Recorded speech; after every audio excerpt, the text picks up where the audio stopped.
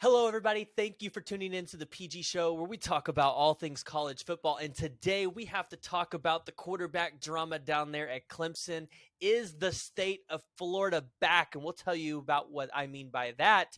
And then we got to preview a little bit of the OU Kent State game and a little bit more. But before we do that, go ahead and hit that like and subscribe button. Let me know what week 2 games you guys are most excited to go ahead and watch in this upcoming week. Additionally, if you guys watch this on any or listen to this on any of the podcast platforms, whether that's Spotify, Google, or Apple, go ahead and find me at the PG Show. Give me 5 stars, leave a review, and share it with someone else. It helps me grow and it helps me bring you guys great content. Okay, so today I've got Jay with Unfair What's going Sports on with me today. How What's are going you on? doing? I'm excited to be here. Thanks for having me. Thank you for coming on. So, we're just going to go ahead and jump right into it. We're going to jump into the Clemson quarterback problem that they have out there with Cade Klubnik and DJ Uyunglele. And I want to start off by saying that this has been brewing for a while in Death Valley. And after what we saw in week 1, where some people were very critical of DJ's play, and then we saw Cade come in at the end of the game and take control, I'm kind of indifferent about this because DJ was the number 10 player coming out of that 2020 class. And even though he struggled last year, coming out of a COVID year where it was kind of weird because he had to back up Trevor Lawrence and he looked really good and he had all these high expectations, and we all knew that they had this other great quarterback coming after. I feel like it was just you've got one shot and that's all we're going to give DJ. And people forget that he was a highly recruited guy everywhere. Like OU wanted him, Alabama wanted him, like USC wanted him. Everybody wanted this guy. And his stats aren't terrible. I mean, his completion percentage could be better. He could work on limiting those turnovers.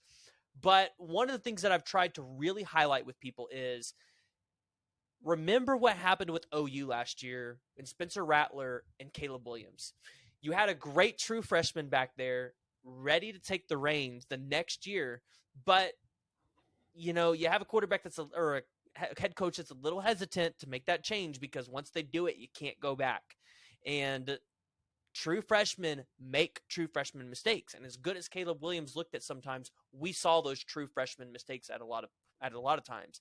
And so I really want people to think about that down there at Clemson. We saw Georgia last year win a national championship with a good defense and I would consider a mediocre quarterback play, right? If you can go in there, put out a quarterback that can throw the deep ball, complete, 60-65% of his passes, and he can limit his turnovers, and you've got a really good defense, and you got good skill players around him, which Clemson has all 2 of those, you can go win a national championship. Like Georgia put out that roadblock. So let me know what you think about this one, because it's pretty interesting, and I think people kind of need to pull it back a little bit, because I think DJ... Yeah, I think that's fair. It's the funny thing about the DJU naysayers, I guess you can call them, is they're expecting him to be what the last 2 were. They're expecting him to be Deshaun Watson or Trevor Lawrence immediately. Hell, Kelly Bryant, they tried to make him into Deshaun Watson before he could even really get out there and play, and then they kicked him to the curb immediately because technically Trevor Lawrence was better.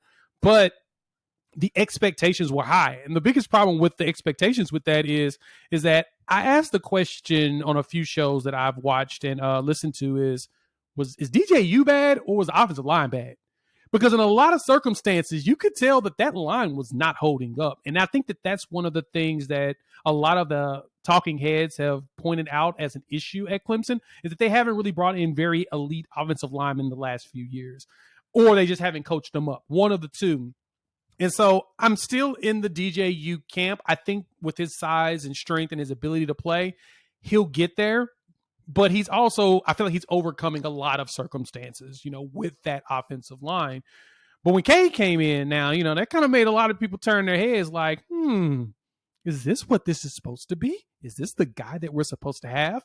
And the funny part about that is that he went out there and did that against a bunch of second stringers. Like, Georgia Tech had already thrown in the towel. They were getting demolished once the second half truly started. So I don't know what he's going to look like against first stringers. I don't know what he's going to look like against the offensive line that's not going against second stringers. If we put him out there as a starter one week, hopefully DJU doesn't get hurt. But if DJU gets hurt and he starts, then we'll truly have an understanding of what he is. But this year, this is about DJU. I think Clemson will be fine. They'll eventually figure out their offensive line, but DJU probably will lose his job next season just because everybody is trying so hard to get Cade out there. Well, and let's be honest, if you're DJU, the smartest thing for you to do probably after the season is transfer. I don't think you stick it out because I think that's a quarterback battle you're not going to win. The other thing is, Cade's, I don't feel like college football, Power 5 football ready. He's not very big, and he could probably use a little bit more time in the weight room before he has to go out there and run for his life. Good DJU God. was sacked 21 times last year. You can't have a quarterback go get sacked that many times, and let's be honest, he was probably running for his life more than that. And be successful. Yeah, he threw 9 touchdowns and 10 and threw 10 interceptions. But can we make the point that maybe Tony Elliott wasn't the best play caller last year? He wasn't the play caller that he had been the previous couple of years. Like, can we make that point? Because that also plays a factor. That's fair. That's a very fair statement, and I think with him being gone, we'll find out. And honestly, so far, game 1 did not. Even though they won 41-10, I guess that's the one thing that we're overlooking. They beat up on Georgia Tech, which you're supposed to. Georgia Tech has the same problem as Notre Dame and Stanford when it comes to recruiting. One of their freshman filter classes, as they call it, is calculus. So as a freshman, you're taking calculus when you go to Georgia Tech. So that's a good way of not getting people admitted into your school or getting people not to make it at your school. So they have an issue with bringing in that type of talent because of just how tough of a school they are. But they won 41-10. So they beat Georgia Tech. That's something that should be acknowledged, or we should give them points for that. They did what they're supposed to do. Defense did their job. The offense didn't really turn the ball over, and they won the game. We're not giving them any credit for that. Now, when you look at his percentages in that game, I mean, he was 19 for 32, 210, and a touchdown. He could have done better. He really could have, but they ran it 40 times for 119 yards. So they were able to have a balanced offense that they wanted, and they dominated the entire game. DJ is going to have to make some better decisions if he wants to get into good graces with everyone. He can't go out there and go 19 for 32 anymore. He's going to have to cut that percentage down. He's going to have to go in the 60s to 70 percentage marker if he wants people to leave him alone. And until he does that, and he doesn't make bad interceptions like he did last year, I mean, the Georgia game, he threw a pick 6. He threw what was one of his other bad ones? North Carolina State threw an interception in plus territory, and then what was it? Pitt, he threw a pick 6. He's got to cut down on those turnovers. And if the coordinator can keep him kind of contained in that capacity, he'll have a fine year and everybody will leave him alone. But you're right, he's probably going to end up having to transfer unless he does not make any of those mistakes. Yeah, and for all the Clemson fans out there, I'm gonna throw this out to you.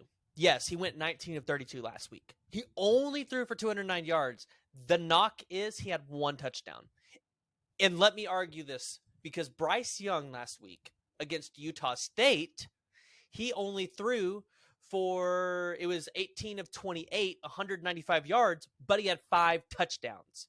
CJ Stroud, additionally, who played probably, I don't think it's an argument he played better team than any of those other teams did, but he went 24 of 34 for 223 yards and 2 touchdowns. So it's not like he didn't almost hit on par with everybody else. I think it's more so just, I think people expected there to be more touchdown passes, which that could easily just be you don't have. That's a good point. You may not have the pieces. Sometimes you just don't have the pieces.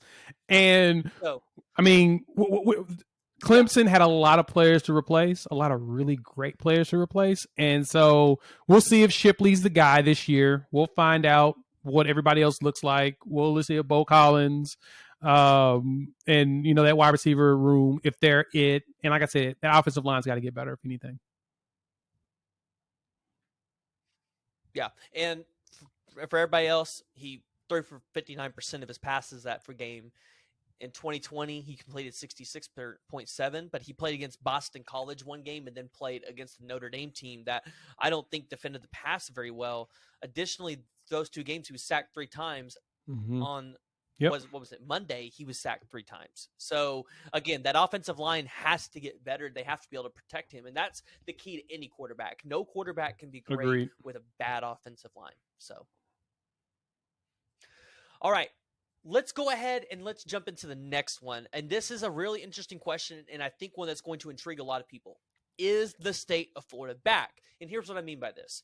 All 3 major Florida teams, I mean, I guess if you want to put UCF in there, all got wins in week 1, and Florida State moved up to 2-0 after their win in week 0.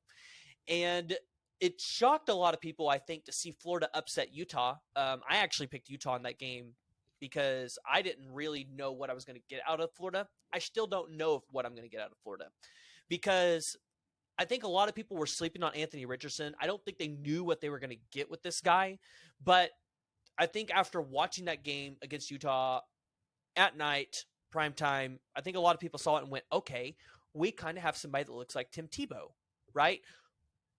Okay, maybe, but I don't think we can make those comparisons yet because I feel like Tim Tebow had better skill players around him than maybe Anthony Richardson does. And this is still my reservation on Florida.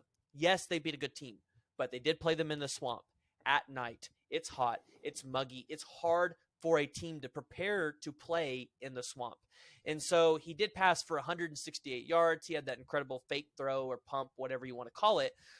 But to some of the comparisons around Tebow that we've kind of heard, in that 2008 national championship season, Tebow had guys like Aaron Hernandez, Percy Harvin, Emmanuel Moody. I don't see Florida having those kind of guys right now. And even though the team looks to be a little bit more rounded around Billy Napier, I'm not sure that Florida has the tools yet to go out there and dominate the East.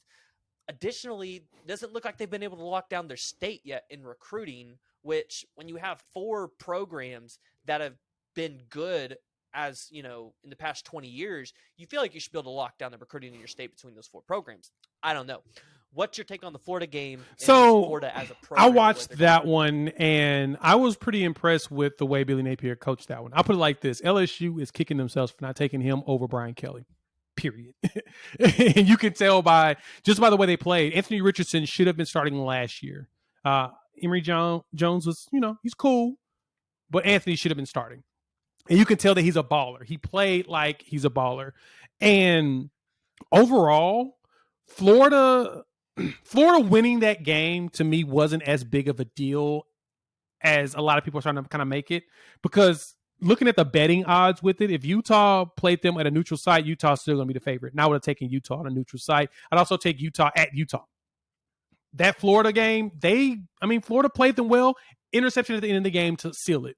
Utah probably would have won that game if their quarterback wasn't getting antsy. And outside of that, though, I think that program is going to start seeing some movement. Closing out in games like that where you got to grind it out and get it out the mud, that's a big deal in college football, especially against good programs, because Utah is a very well-coached team. To be honest, I think Kyle Whittingham, him and James Franklin, to me, are similar coaches. They have really good 10-win seasons, and then they like in the middle, and they have some good recruits, and they go back and win 10, 11 games, and they go back in the middle. But he's been consistent, and he's been there forever. And so there's stability, and there's something to stability at a school. Usually the schools, and if you go look at all of them right now, the schools with the most stability usually are the ones that win the most. And that's really common. That's the problem with Florida. They don't have stability. Them and Texas are two like the most unstable organizations out there because their boosters have too much clout.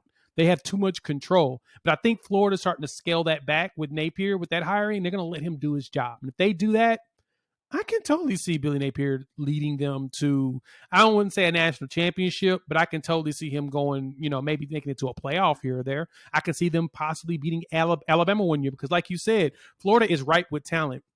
If they can steal away the players that Alabama's stealing out of Florida, they're solid. And there's so many talented players there. The key thing is development. And I want to see what they look like in 2 years when they bring in more recruits and they have to actually develop them. But this year, the way they're looking, look like they developed some of those players that are already there. And that, to me, that's a big plus. So I think that Florida, I'm not going to say Florida's back, but I think that Florida's going to be competitive for the next couple of years if Napier continues to coach the way he did against Utah.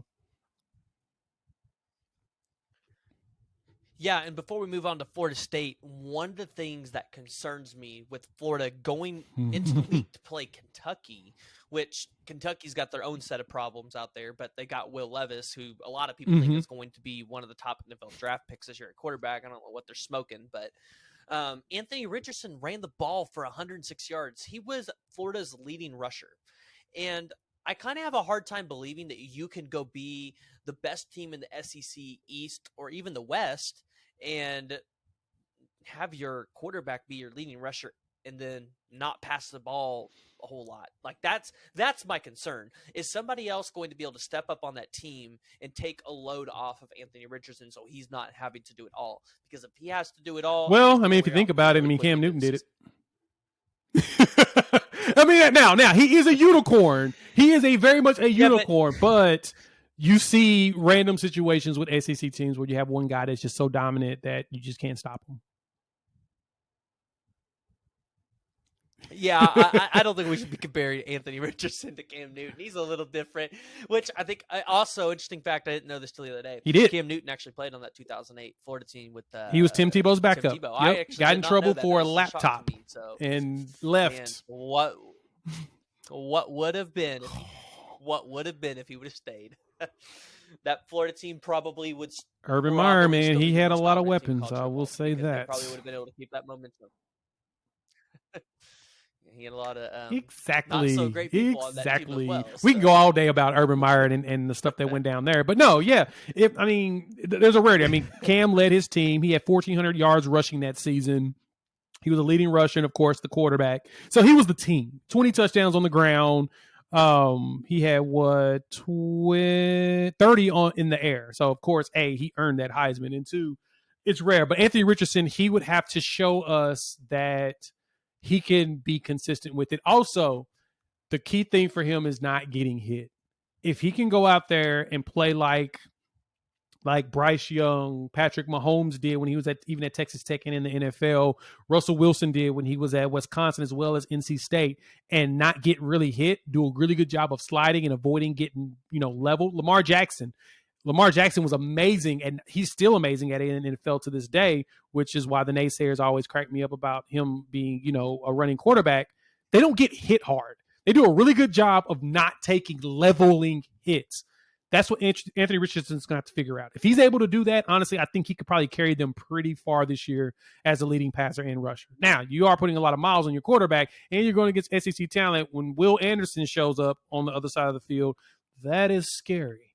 But as long as he doesn't get hit, and that entire Georgia defense, as long as he prevents himself from getting leveled on a regular basis and hit the ground faster, I think he'll be all right. Yeah. Well, Florida State, I think, is a really interesting team in the state of Florida this year because they're 2-0. And they beat LSU, and honestly, I don't think LSU defense is terrible. I think they have talent there. It's just a matter of can they get it put together? And, they have to go to at Louisville this next week. Not this week, but the next week.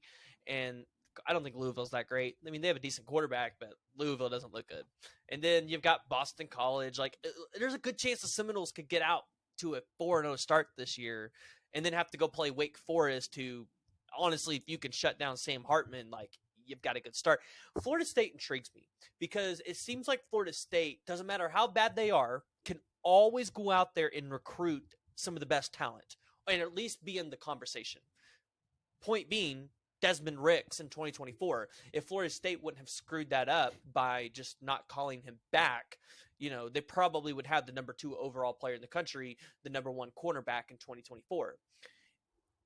If Florida State comes back, they're a pretty dangerous team for college football in general, just because of that recruiting acumen that they have. What do you think about Florida State? Because I think their quarterback that they have this year is, I don't think he's great, but Jordan Travis looks pretty good. Additionally, you got a guy in Trayshawn Ward and 2 other running backs that can get you 100 yards a game. We've seen that. And so they look like they're starting to put it together. And what is third it, year, yeah. Third or fourth year? And third year, and it's probably about time. We're probably starting to see a little bit of more of Mike Norvell's guys, starting to see a little bit of his culture. Do you think the Florida State To Seminoles be are going to honest, turn it Mike around this Norvell's year? doing a really good job with coaching, and his recruiting is very well. The fact that he was able to go get Jared Verse out there at defensive end, my God, he's a monster. And I don't know if it's just them playing LSU or, the other cupcake first week of the season, or if he's really just that good. But overall, that dude looks like he's a monster. I mean, that's a steal that you got from Albany. And I think that I think that he does a really good job recruiting. I think this is the year where Florida State starts to put more of it together. Now, do I think they're a national championship contender? No.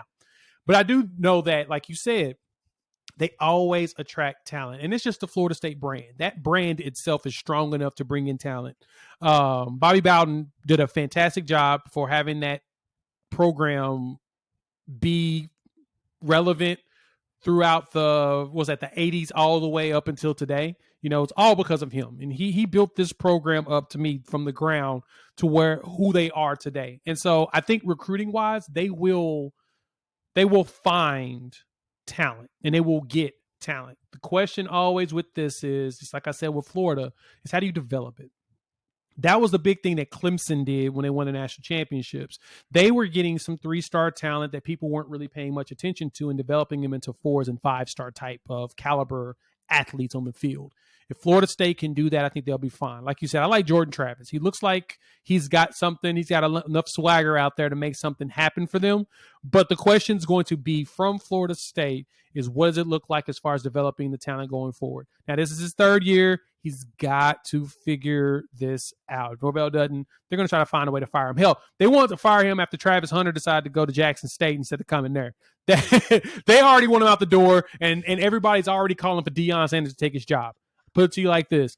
If Norvell gets fired, Deion Sanders will be the next head coach. They will find a way to throw as much of the bag at him as possible to bring him there, because he can coach too, and he can attract talent. That's going to be key. But yeah, if Deion Sanders goes there, I guarantee you Florida State's easily. And I think that they're a national championship contender within the first 3 years that he's there. Just because he can coach, they will get the talent. He's shown that he can bring in the right staff to be developers.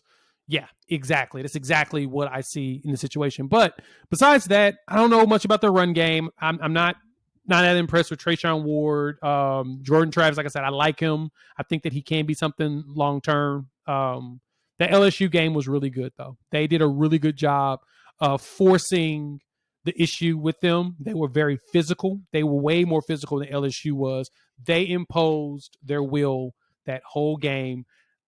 They almost screwed up and lost it, but at the same time, going out there and getting 2 block kicks. How do you block 2 in one game? And then forcing 2 muffed punts, which that's more of a luck thing and it's just nerves from the return man.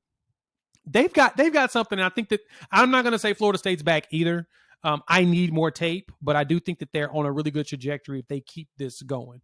I think it was more Florida State than it was LSU losing this game. But at the same time, I got to see if Norvell's actually going to be able to keep this momentum going. Okay, the next one I'm excited about, because we hear Texas fans all the time say, we're back. But I think there is this buzz around the Miami Hurricanes that maybe the Texas Longhorns don't have, because Miami hasn't been recruiting like Texas has for the past 10 years. They've been getting good players, but they're not getting those kind of classes. They're not technically having those kind of expectations. And Mario Cristobal is a damn good coach. Like, that was a home run hire for them. And we're already seeing it on the recruiting trail. And I know they played Bethune and they won 70-13, so we probably shouldn't overreact too much. But, I mean, I don't think Miami loses a game this season until they have to go play Clemson. And yes, that means I think they're going to beat Texas A&M at Kyle Field. I think Miami is just going to be that good, and I think Mario Cristobal is going to have that team ready to play every game of the season. And Tyler Van Dyke, he's not a guy that I think a lot of people should be overlooking in terms of a potential dark horse for the Heisman. What do you think about the Miami Hurricanes? Because, I mean, they're not just doing it on the field, they're doing it on the recruiting trail. I'll say this about Miami. I do think, and this is a little hyperbole coming quickly out of me, but I think Miami's back. And this is the only reason why I say that. They actually want it now. The institution wants it. So historically, the way Miami has run, the athletic department did their own thing. The school didn't want to be involved because Miami is kind of like an Ivy League of the South, of South Florida, basically, in their eyes. They're a very prestigious university. And so for them, they didn't really care. That's not something they cared about. Well, when the crypto wave hit, one of the big boosters now that we know about, can't think his last name for the life of me right now, but he basically told them, hey, I'm willing to put into the football program if you're willing to put in the football program. And because the University of Miami's health system profited like over $400 million during all the COVID stuff, they're like, oh, we got a couple extra dollars we'll throw towards the football program. Deal. If you throw in, we'll throw in and we'll make it all together. That's how they became back this national brand the way they are. I mean, we've always known about the U and everything, but like I said, the school never really cared. They care now. Getting Mario Cristobal, paying him, getting rid of Diaz the way they did. That pretty disrespectful. But basically shopping for a new coach. Why you got a coach on staff? You knew it was going to happen. But they care. And now that they truly care and they're flooding money into this program, yeah, I think this is kind of the one time that I can say a program is probably back because they're showing it with their pocketbooks. This is similar to the situation with Oklahoma State's a great example. The only reason why Oklahoma State's any good is because T. Boone Pickens said, I want my college alma mater to be good at football. So he flooded $250 million into the school, into the football program. And guess what? They sit at number 2 every once in a while. You start seeing them move up the ladder and they're able to attract better talent. They got more analysts. They got more recruiters, more scouts. They're flooding the money into it to do all the stuff on the back end side to where the front end can get their job done. Miami's doing that now. So outside of the talent they have, Tyler Van Dyke, yeah, he is a dark horse for the Heisman. I think he's actually highly rated as far as the NFL draft goes as well. I think he's one of the top 5s. I got to go back and look and see if that's changed. But if I'm correct, Van Dyke was on that list. He is doing enough to win. And Mario Cristobal is a really good coach. He was really good at Oregon. Like, he wasn't great, but he was really good. Oregon was still relevant. They weren't winning as much as Chip Kelly, but they were winning enough. You bring him there with way better talent because it's just be truth be told. It's hard to bring talent up there to Oregon. And that's the reason why Chip Kelly did it differently. He brought in undersized guys and he developed them up and he ran all these crazy schemes and stuff that were successful. But it was because he was bringing in talent that other people wasn't trying to bring in. Mario needs that South talent if he wants to be successful at the ACC and the way that he likes to play football. Bringing him back home, oh yeah, that's to me was probably the best move Miami ever did. Was bringing in a very solid recruiter who has roots in the area and knows how to get kids to come to the school and coach them up. They may actually be back. They're going to give Clemson a run as long as they remain stable. That's really the only question I've ever had about Miami is what's the stability going to look like? Because we all know the history of Miami, you know, the U years and the Catholics versus the convicts game and all of that stuff and from history. They have these ups and downs, and it's mainly because at certain points they stop caring and they just let it all go to the wayside. If they don't do that, oh my God, Miami's going to be something. Just because they've got all the financial backing to do it. And they're also the opposite of Texas. They don't have 40 boosters telling everybody what to do. And like you said, they haven't had top 5 classes, but Mario's actually doing really good with non-top 5 classes.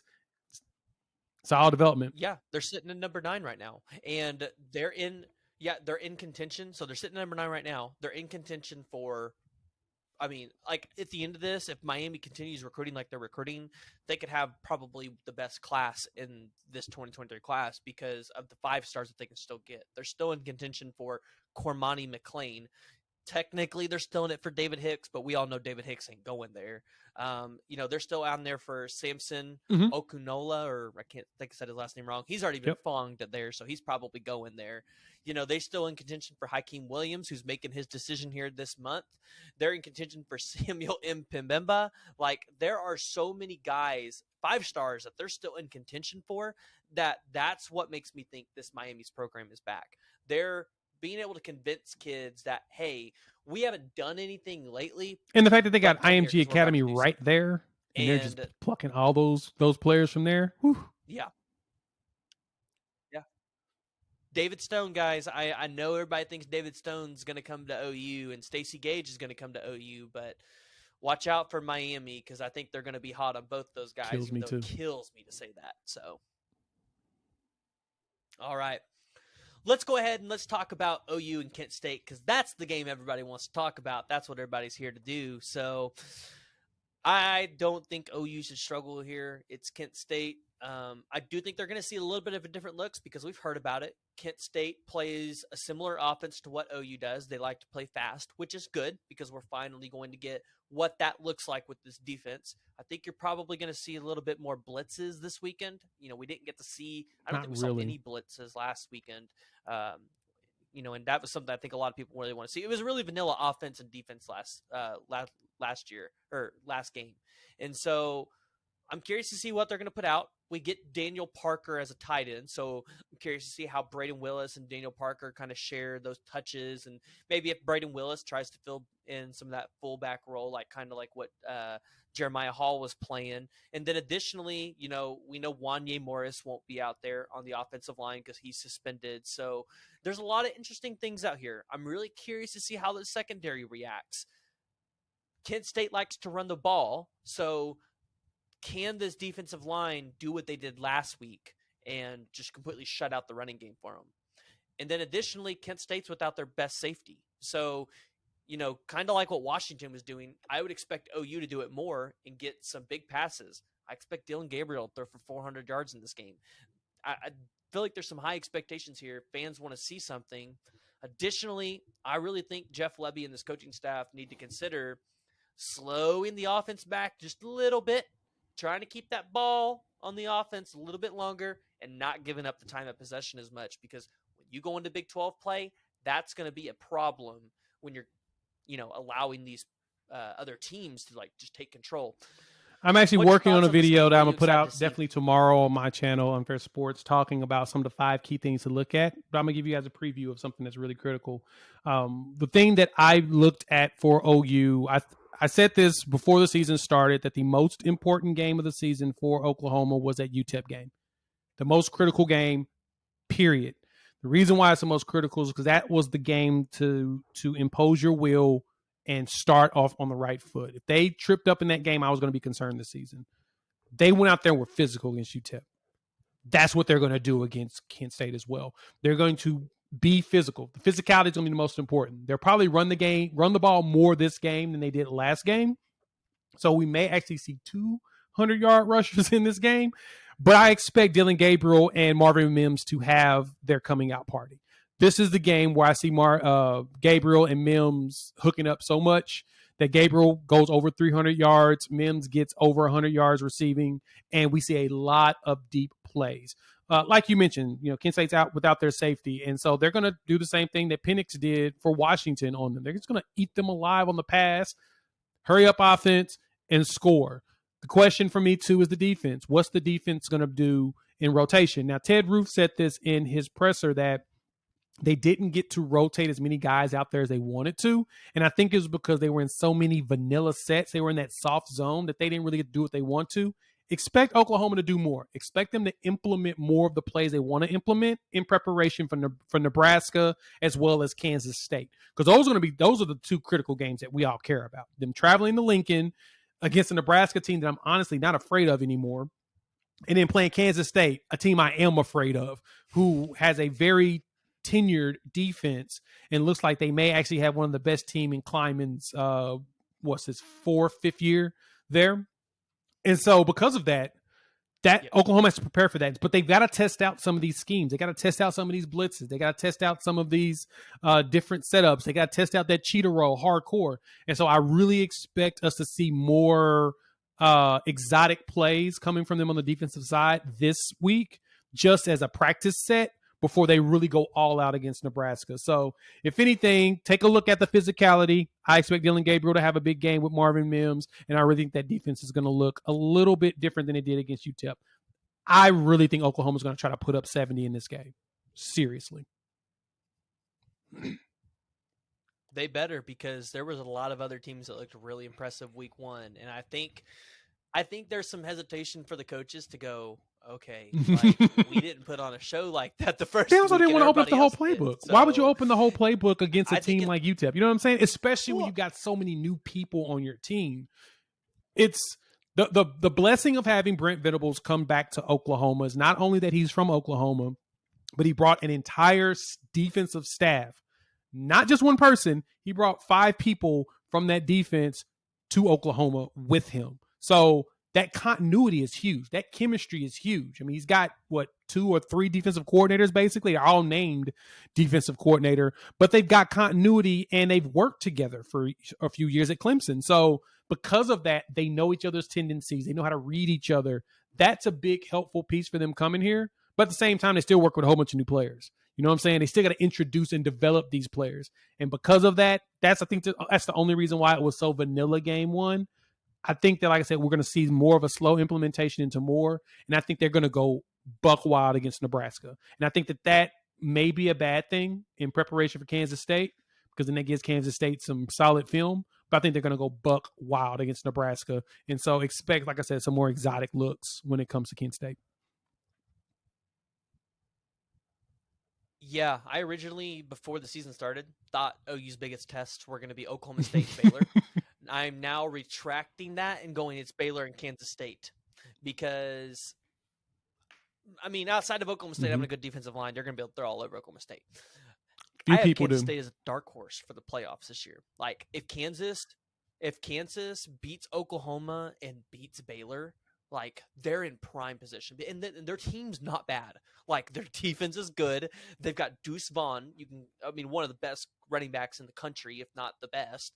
And then you've got Adrian Martinez coming in from Nebraska, and I think provides a little bit more of what Kansas State needs and likes to do. Again, I think it's a far-fetched dark horse, but they definitely have a shot if things just fall their way. They're going to have to beat Baylor or Oklahoma twice. Oh, no, you're fair. You're fair with that. Play out. So that'll be interesting. Yeah, it'll be interesting how that one's going to go. But going back to the Oklahoma versus Kent State game, I think one of the biggest things that people watching at home really need to watch for, and what we need to do as fans, is bring the energy. It's a night game. It's 6:30. It's not going to be 100 degrees outside, so we can't use that excuse. And for all the people trying to use it was 110 on the field excuse, okay, well, it's 110 on the field, not 110 in the stadium. There's a difference. All right. So show up, be loud, be rowdy, do what Travis said. Hydrate before the game, hydrate the night before, especially if you're going to the game. Be responsible. Come on. If you're going to pay that much for tickets, just do it. Right. Help the fans out. We're probably going to see those new cool LED lights. But yes, I'm really curious to see how the defense and what kind of packages they're going to put out there. I'm sure we're not going to see the same vanilla type defense and offense that we saw last week, unless we just come out there and put 28 points up on them first. They might just start to take the foot off the gas. But I feel like if you're OU this year, you want to start blowing teams out. You want to really start building some hype around this program just for your recruiting going into 2024. Yeah, you made a good point. I do think that they come out there and they score on them very fast. Kent State likes to go deep. I watched a lot of the highlights from the Washington game, and they were taking some shots. Their quarterback's going to make some attempts. Now, is he going to be successful with it? I think with this defense, against his defense, he won't be as much as he was against Washington. He scored 20 points in that game. But I think Oklahoma's biggest problem as far as keeping a team at 0 is that the offense goes so fast. If they score 28 points, he scored 21 points within the first 6 minutes last game. Within the first 8 minutes, my apologies. And that was a problem for the defense because you literally had them back on the field within like 2 minutes.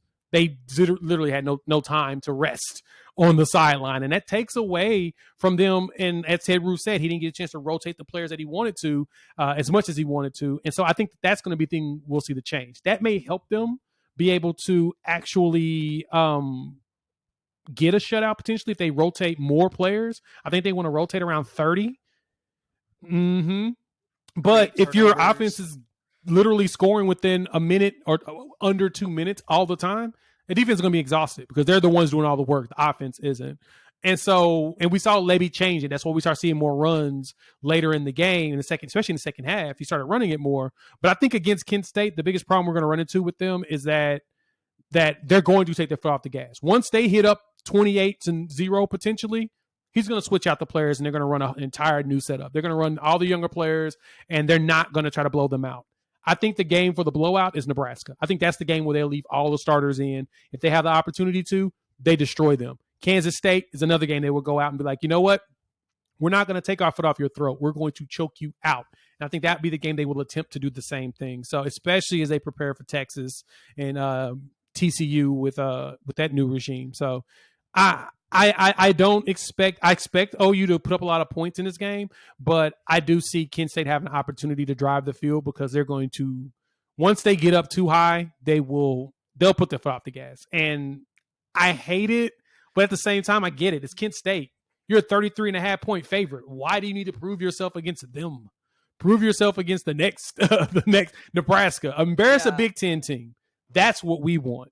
We don't really care about Kent State like that, even though they were a bowl team last year.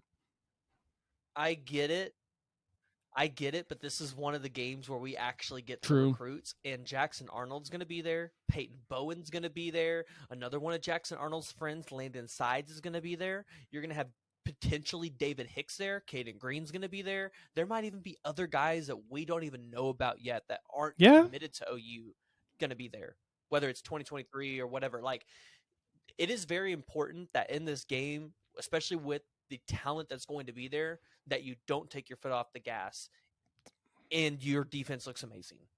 Because there's going to be some defensive guys there that OU really wants next year, and you need to look good. That's my only thing. And that's kind of where I think they've kind of got to weigh that variable is, okay, like, I know we got Nebraska coming up, and I know we got K-State up, and we definitely want to, crush them as big as possible.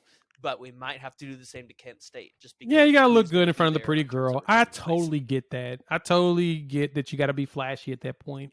I get it. And I think the flash is going to come in the first half. I think that's when they jump out to those high scores. I think that's when it's going to be the big deal. And I think once they put in, like Bevel, or if they decide to play General Booty, which I love. God, I love his name, and he wears number 14, which makes it even better for me. I got a ton of his shirts. I do believe that they'll rotate more defenders and get more exotic, and hopefully that works to where this game ends up being a shutout. That's the only way they're going to be able to get it. They have to rotate more guys in. Yep. You hit the nail on the head. So I know you got to get going here in a little bit, so let's just cover a few of the games that are coming up in week 2. Mm-hmm. I have a whole slate of them that I'm excited for, so I might make another video for you guys on that one. But I kind of want to highlight a few that I think people should really be watching, and then I want you to give me a few, or if you agree with them. The first one is Wake Forest and Vanderbilt. Vanderbilt's 2-0 this season, is 2-0. and they have a lot of talk around their program about being the best program in college football and whatnot, but this game actually is really intriguing because there's still questions on whether Sam Hartman's going to play or not. I think if Sam Hartman plays, it becomes a really low chance for Vanderbilt to win. But if Sam Hartman doesn't play, I think this game's 50-50.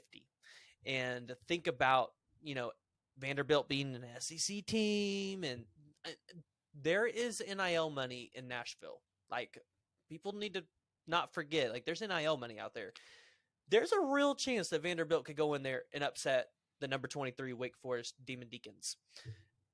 I mean, do you agree with this game? Like, do you agree that people should really be tuning in this one? No, you make up some valid points there, especially because Vanderbilt's actually 2-0 this year. This could be the first time since the James Franklin regime that Vanderbilt has a winning season, or they actually win more than 3 games.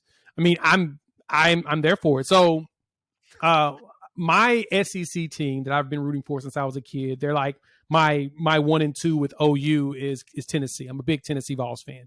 And so you'll see me in orange and you'll see me in crimson and cream. And I don't like Vanderbilt. I don't. But at the same time, it's fun when your rival, especially for the state, is good, because then it adds more meaning to the game. I'm actually trying to decide if I'm going there Thanksgiving weekend to watch that game between Tennessee and Vanderbilt. But they do have a chance of winning against Wake Forest. Now, Vegas doesn't believe it. Vegas still has Wake at -13, even with the news on Sam possibly playing or not. That to me makes me feel like Vanderbilt doesn't really actually have a chance to pull this off. But like you said, this could be a major upset, and this could really help them propel them into conversations about a bowl game, which they were the only team last year in the SEC that really didn't give us bowl play because everybody else basically made a bowl game. But I think that they actually, a correction, they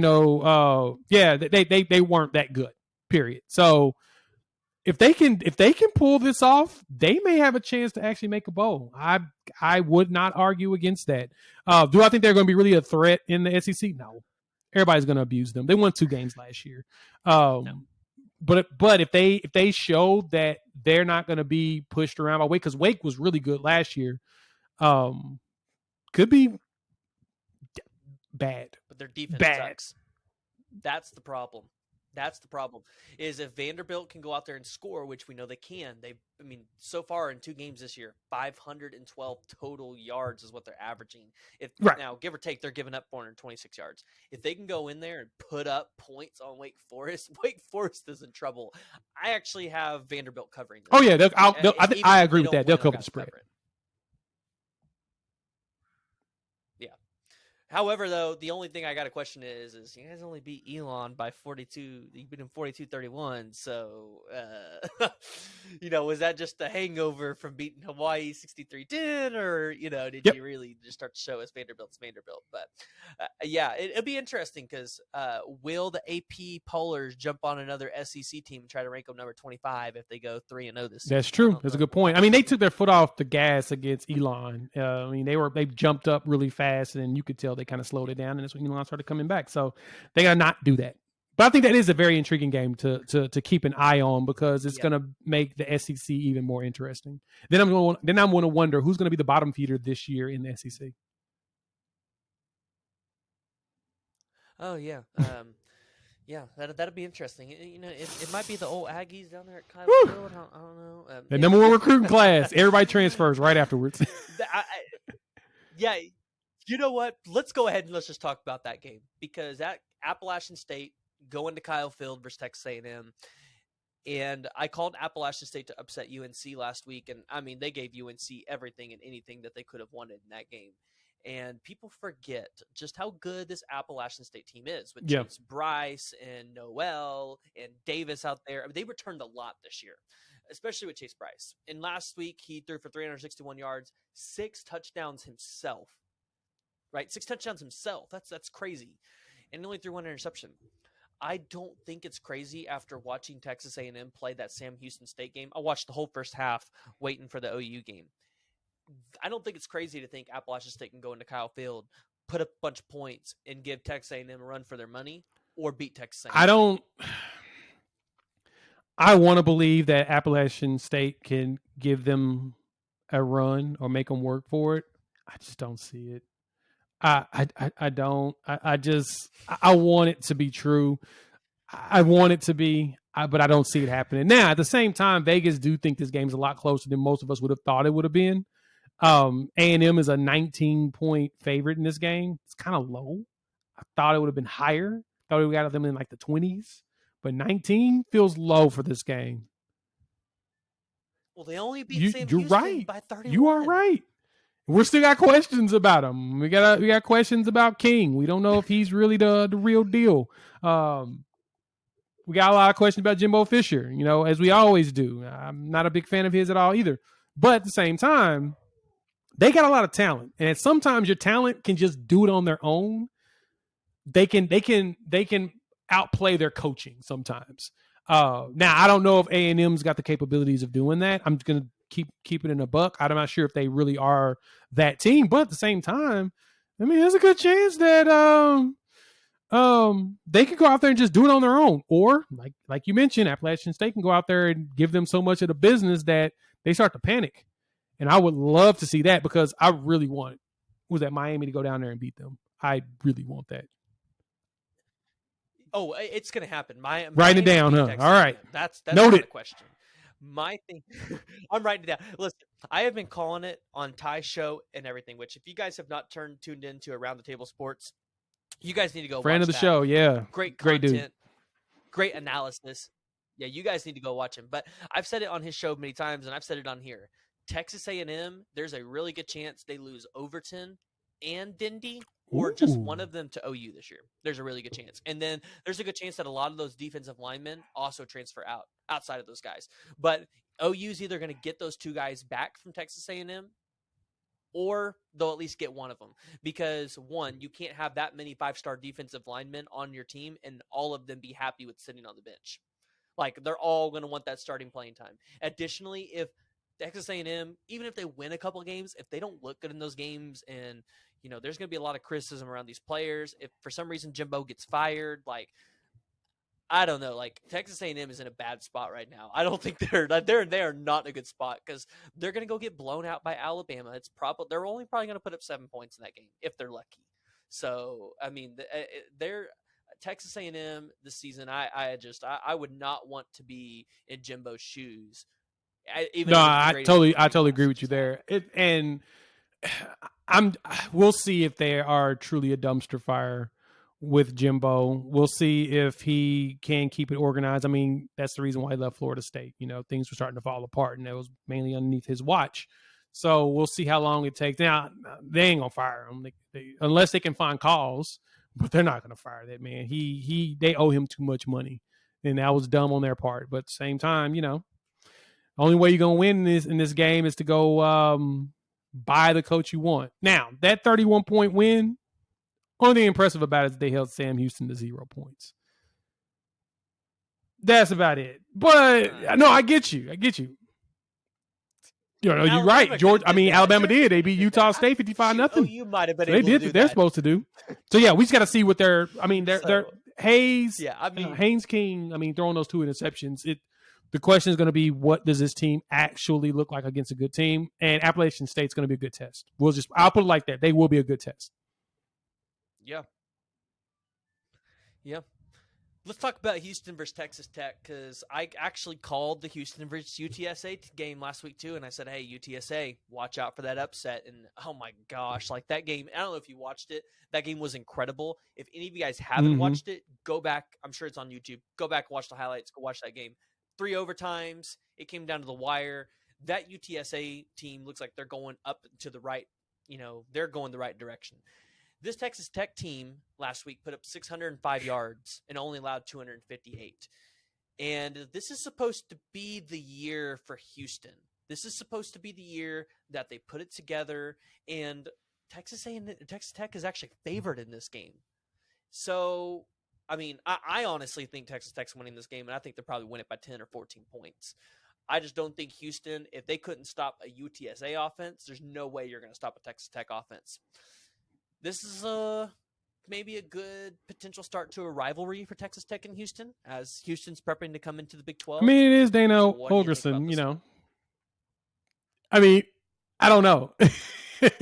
It's him. But at the same time, to be honest, I think this is going to be a very interesting game. I agree with you there. Houston has to get it together. They've got to go out there, and it's a step up job. Even though they're moving to the Big 12, it's a job that people do really good at. It's easy to recruit Houston. I mean, you're in the city of Houston. There's talent everywhere. You throw a rock. It's like being in South Florida. There's talent everywhere. You just throw a rock and it's right there. You can get a few 5-stars right there. The problem is Houston has never really cared enough as a university to win. Like I talked about Miami. Miami cares. Oklahoma shows that they care. Certain schools care. Bama cares. You can tell the schools that care, and that's the reason why they're always competitive. And so when Houston decides they want to care, I think that they will be a lot better. They never will. That's just not what that institution is all about. Because of all that talent there in Houston, you would think they would get, better players. But besides that point, in this game, I'm curious to what the Houston defense is going to do against this Texas Tech offense. Like you said, they put up some numbers. But I don't know. Tech's a favorite, but I do see Houston walking in there and winning that game. I don't know how. They're going to go in there and win it. 3.5 feels kind of low.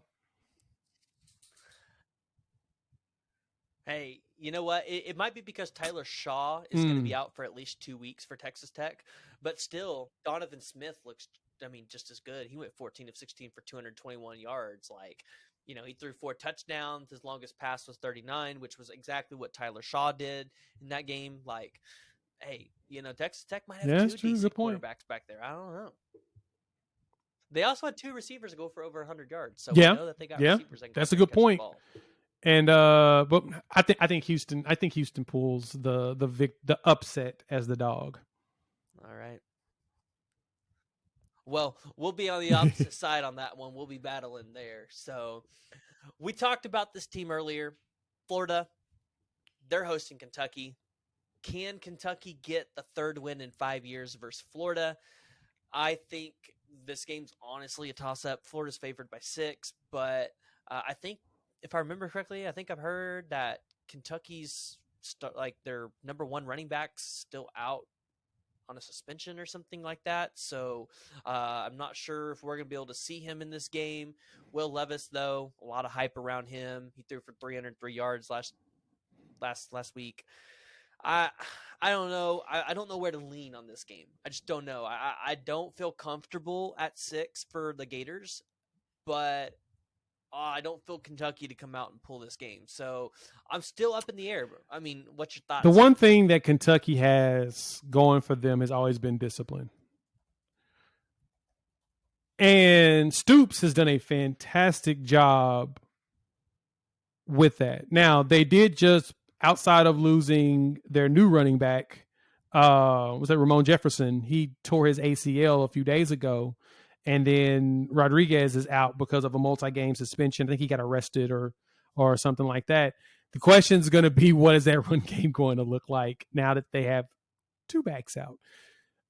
I think Will can do enough to win this game. I think that Kentucky can go and pull out a victory at the Swamp, even though they're 6-point dogs.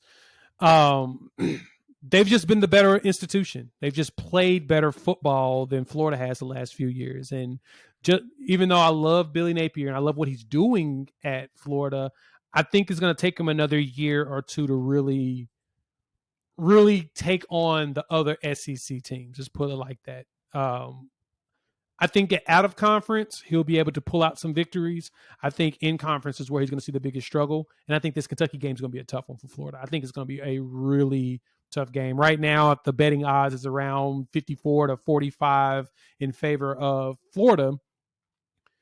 And just because the odds in betting is leaning towards Florida makes me feel like everybody is still high off of that Utah game. And that tells me it's a prime spot for a letdown. I'm going to go with Kentucky in this one. Yeah. Yeah, I don't know. I don't know how I feel on it yet. I don't know if I feel like that line. I might want to see that line come down a little bit, but I think you're right. I think Will Levis can just do enough to go win this game for Kentucky. So let's just get down to our last 2 games. And these 2 games really intrigue me, but the first one is USC and Stanford. Stanford has, again, like Kentucky, a really hyped quarterback in Tanner McKee. Additionally, I mean, Stanford did play Colgate. They only allowed 218 yards of total defense. And USC's only favored by 8.5 points. Man, is it crazy to think Stanford could go upset USC on prime time, ABC, and then Colin Cowherd and all of the folks have to talk about how USC's. So one thing Stanford has done is they've produced some quarterbacks. I mean, Davis Mills is now starting with the Houston Texans, and obviously he was good enough to become a starting quarterback in the NFL. He may not be the best quarterback in the NFL, but he's good enough to become a starter. That tells you something about how he was. I mean, he was pretty solid in college. Stanford struggles just overall with getting recruits. They're a very up and down school, but at the same time, they care enough. They care enough about one thing, is staying stable. It's the only reason why David Shaw still has a job. I mean, technically, they should have fired him probably a couple years ago because they weren't really winning much. But they care enough, and they understand that stability is way more important than going through a cycle of hiring new coaches over and over.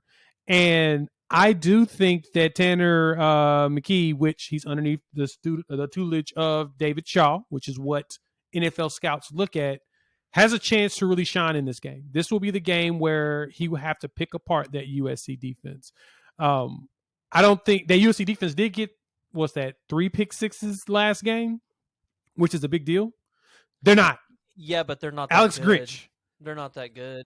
Because Rice is historically, in 50 years, one of the worst college football programs. Right. Like, they're not that good, okay? Like, it ain't it. It's against Rice. I mean, Rice can be physical, but they also, usually on the offensive side, never have anything that's worth anything. But my point with that is that USC defense has to actually show up. And I don't know if they'll be able to show up against this Stanford offense in this game. Now, the USC offense will. I mean, from Travis Dye to Caleb Williams to all the 8 million wide receivers they got the transfer portal, they're legit. And Lincoln Riley can coach his ass off. We've seen that. We've seen Lincoln Riley coach. We've seen what he did at Oklahoma with the talent he could not get that he claimed. He can coach. And so with that, their offense is going to be explosive. Stanford's defense, I don't know what they're going to look like in this game, but I don't also know what USC's defense is going to be in this game. So I think it's going to be a shootout. That 8.5 feels high, but USC probably will cover and win this game. They'll probably win by 10. So there is an X factor here for Stanford against Caleb Williams and USC and Lincoln Riley. And it is that's a good point for Pat Fields. That's a good point, former Sooner. You got a good point there. Yep. And he knows that playbook. He knows what Lincoln Riley wants to do. And I don't think Lincoln Riley could have expected Pat Fields to go to USC as a grad transfer and then have to play him that following season. So I wonder if Pat Fields is stepping up as a leader in that defensive room and going, all right, guys, this is what we got to look out for.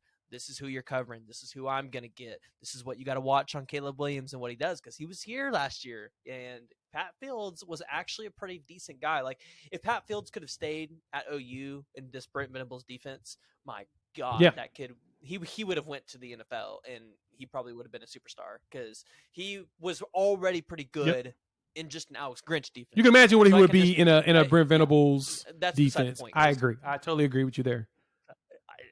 Yeah, I mean, you've heard the stories of Perion Winfrey and Asamoah wanting to come back after they'd already declared, and BV it's your time. No, like you guys it's your time, boys. Like, you're like, you just go. But like, man, like, could you imagine this OU defense if we? Oh man, But yeah, no, that's I think the one thing that keeps me from saying, yeah, USC's gonna go blow them out. USC's gonna go win by 14 or more, because Pat Fields, I think, is just going to be a difference maker. He was there for all of Lincoln Riley. He knows how Lincoln Riley works in that offense, and I think that's going to play to Stanford's advantage mightily in that game. And it's a night game at Stanford on ABC. There's going to be a lot of pressure for Caleb Williams, which, I mean, we've seen Caleb Williams. Pressure doesn't really affect him all that much, but this is a big deal for Lincoln Riley to go. No, I get you there. And we got to also remember that USC got Austin Jones, who played 3 seasons at Stanford, so they've got their inside guys well on the offensive side. He rushed for 1,100 yards in his 3 years. Now, did he play a whole bunch? Played enough. 1,100 yards, 12 touchdowns. He's got a little inside information too, but I don't know if I'll put it like this. Alex Grinch's defense are built very well for the Pac-12. So take from that what you want. His defenses are built very well for the Pac-12. I mean, his Washington State defenses were not that bad. Now, they weren't ranked the highest, but they weren't that bad. They did a lot of turnovers, which is what they did against Rice. The question is how mistake-free can Tanner McKee play in this game? If he plays mistake-free football, it's going to be a lot of problems for USC. And here's the problem with Alex Grinch's thinking about the turnovers. I know he says in his mathematical equation, 22 turnovers will at least get you to 9 wins, right? And, with the Lincoln Riley offense, you would think that would get you a national championship, 22 turnovers. The problem with that is there's a lot of luck in turnovers, especially with fumbles. A lot of luck. And so that's a lot of gambling for this USC defense, which is kind of what I think a lot of OU fans didn't like, right? There was a lot of gambling involved, a lot of switching out, which I think we saw it, right? We're seeing these guys go to the NFL from Oklahoma, and they're being superstars on their teams as rookies. And it's like, well, why didn't we get that same production at OU? Well, it's because of the way Alex Grinch does his defense. I think, I don't know. There's just a chance. I don't know if I want to call this game yet, but I think that there's a really good chance that USC could struggle mightily and go in there and lose to Stanford at 6:30. I'm just not ready to call it yet. Last game I really want to talk about is the boys up in Stillwater having to play Arizona State. This is a big game for Emory Jones, and this is a big game for their old coach out there who's on the hot seat. And, if they can come into Oklahoma State, and I believe if they can just throw the ball all over the place, you've got a really good shot to beat OSU, because OSU's secondary against Central Michigan looked abysmal. Now, I think they could have one of the best defensive lines in the country, but secondary, you've got a lot of problems there, and I don't know if they're fixable, in just 1 week. I think Arizona State could come in here and upset Oklahoma State. The line's only at 12.5. Derek Mason was the head coach over at Vanderbilt the last few years, and we saw what he was able to do there with SEC talent. Nothing. And now he's there at Oklahoma State, and that defense looked bad against Central Michigan. I don't care what anybody says. Oklahoma State was up. They were kicking their tail, and then all of a sudden they let them come all the way back and almost get close enough to tying this game up. That's not good. And I've said this a few times, and this is the one thing that kind of makes me mad about Oklahoma State, and this is something they should have thought about. Instead of giving Mike Gundy $1 million raise, they should have gave that $1 million to Jim Knowles. Find a way to keep that dude. Even though he had a whole bunch of super seniors on that roster, and that's the reason why that defense was so beefed up, keep that dude. Because we're starting to see even that at Ohio State, how he's going to take that talent, he's going to turn them into something. And Oklahoma State's going to miss out on that. I mean, I like Derek Mason. Like I said, I like him, but he's not it. He's not it. And they're going to struggle probably in this game as well defensively, because they're not that good. I mean, that Auburn team that he coached wasn't very good last year, wasn't good at Vanderbilt the 6 years he was there. And he was at Stanford forever. Had some okay defenses in that timeline, but yeah, Oklahoma State defensively is not. That defensive line I think is good. It's that secondary that's going to struggle. And Emory Jones, that's the thing that helps them, I guess you could say, in this game. Is that Emory Jones to me is just not that good. I think he's okay. I think he's serviceable, but I don't think they do very well. I honestly think Oklahoma State goes out and blows out Arizona State. Wow. Yeah. Okay. We're on the opposite ends there. But listen, I'm always down Who for is the it? folks to go lose a couple games before they come up to Norman and try to.